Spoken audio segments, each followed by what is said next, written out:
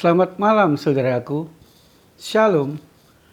Malam ini saya mengajak kita untuk senantiasa bersahabat, rukun, dan menjalin cinta kasih dengan setiap orang yang di sekitar kita, khususnya dengan anggota keluarga kita. Karena di tengah-tengah persahabatan, di tengah-tengah kerukunan, di tengah-tengah terjalinnya cinta kasih, di situ ada kekuatan yang memampukan kita bersama melewati suka duka kehidupan kita. Dan ada kebahagiaan yang membuat kita tetap semangat dan berpengharapan dalam segala sesuatu. 1 Samuel pasal 18 ayat yang pertama.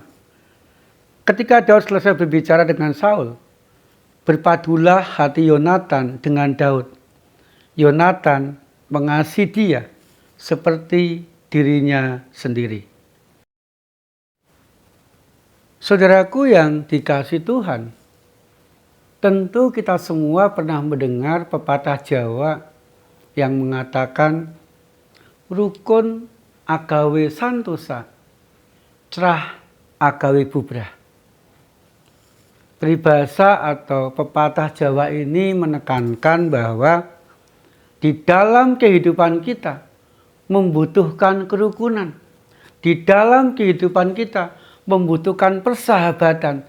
Di dalam kehidupan kita membutuhkan terwujudnya cinta kasih dalam diri kita kepada orang-orang sekitar kita, khususnya kepada anggota keluarga kita masing-masing. Mengapa saudaraku kerukunan, persahabatan, cinta kasih itu dengan orang-orang sekitar kita sangat kita butuhkan? Karena di saat kita rukun, di saat kita bersahabat dengan orang-orang sekitar kita, di saat kita mampu mewujudkan cinta kasih dengan orang-orang sekitar kita, maka kita akan mengalami atau mendapatkan kekuatan di sana. Sebuah persoalan, sebuah penderitaan, sebuah kesulitan ketika dihadapi, ketika diselesaikan bersama-sama, maka akan menjadi lebih ringan dan mampu kita selesaikan dengan baik. Kekuatan dalam kebersamaan akan sungguh-sungguh memampukan kita melewati bahagia derita kehidupan kita dengan baik. Sama seperti yang dialami oleh Yonatan dan Daud. Mereka merupakan dua orang anak muda yang mempunyai status sosial yang sangat berbeda. Yonatan pada waktu itu merupakan anak seorang raja, anak Raja Saul, yang mempunyai kekuasaan, yang menjadi orang nomor 1 di Israel. Punya pangkat, punya segala-galanya.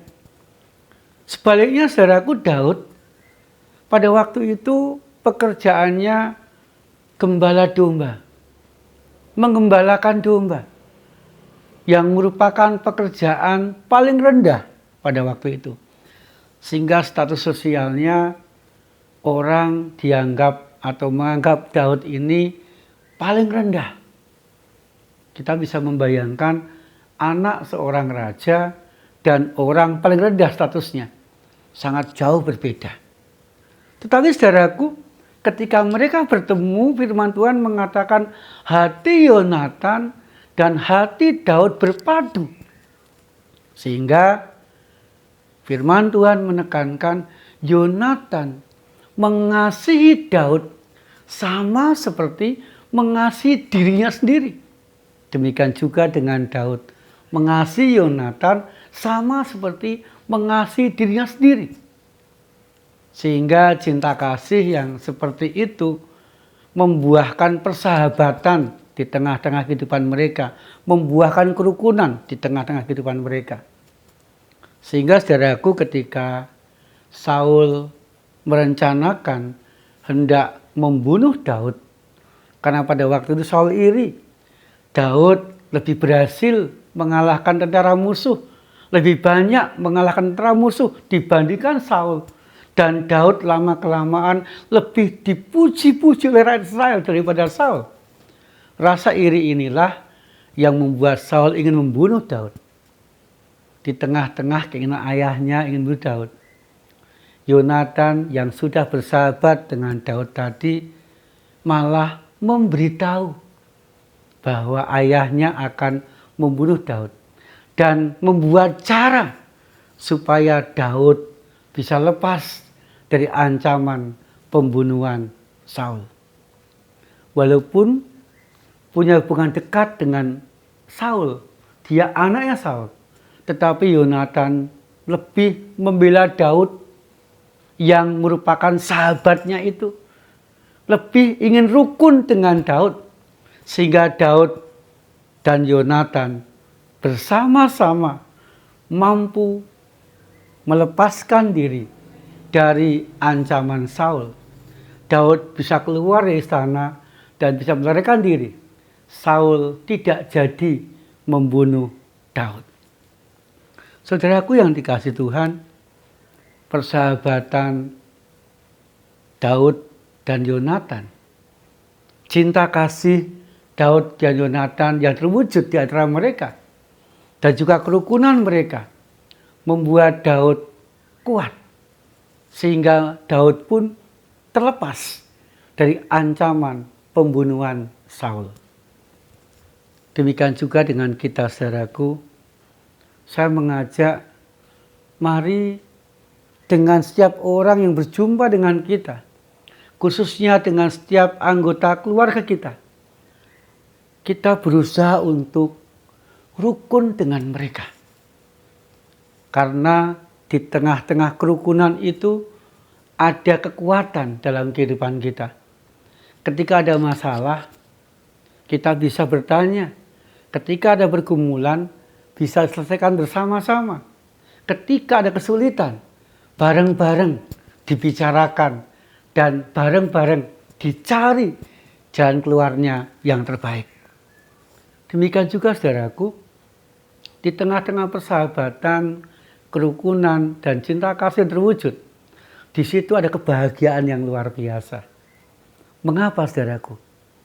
Ketika kita rukun dengan setiap orang di sekitar kita, ketika kita mengasihi orang-orang sekitar kita, ketika kita bersahabat dengan orang-orang sekitar kita, maka kita pun dimampukan Tuhan untuk saling menerima seorang dengan yang lain, saling mengerti seorang dengan yang lain. Sikap saling menerima dan mengerti orang lain inilah yang membuat kita bisa menikmati kehidupan kita dimanapun kita berada.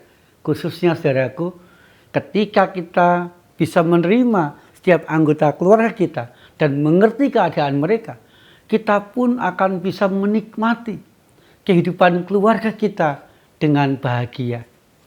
Dan kebahagiaan itu, saudara, membuat kita tetap semangat menjalani hidup.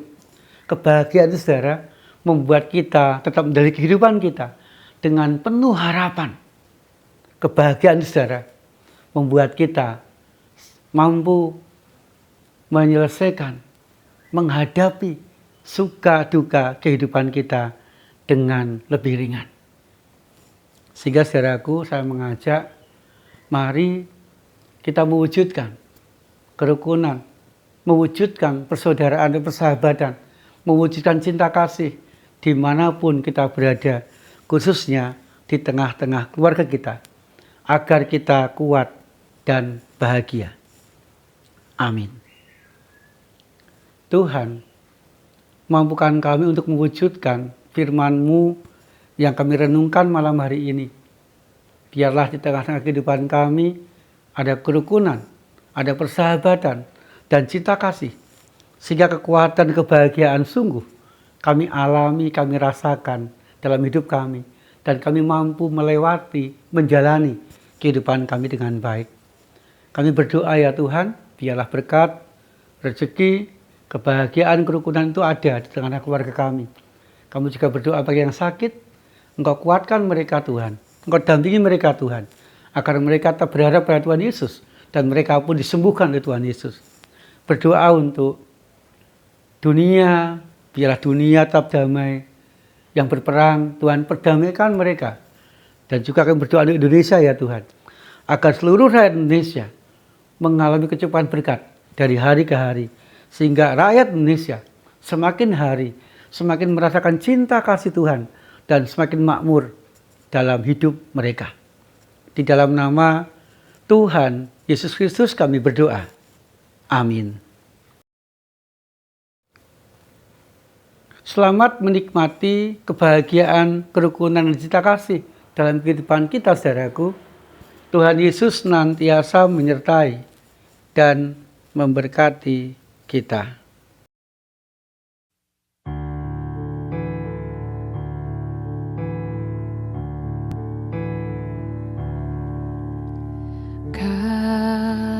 Kasih pasti lemah lembut, kasih pasti memaafkan, kasih pasti murah hati, kasih-Mu Tuhan.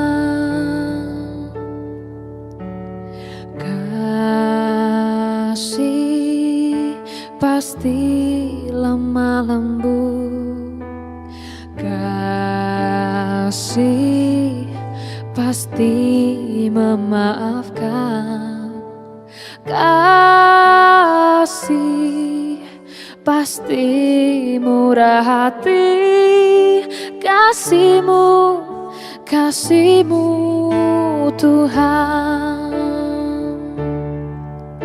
Ajarilah kami ini saling mengasihi, ajarilah kami ini saling mengampuni, ajarilah kami ini kasih-Mu ya Tuhan, kasih-Mu kudus tiada batasnya.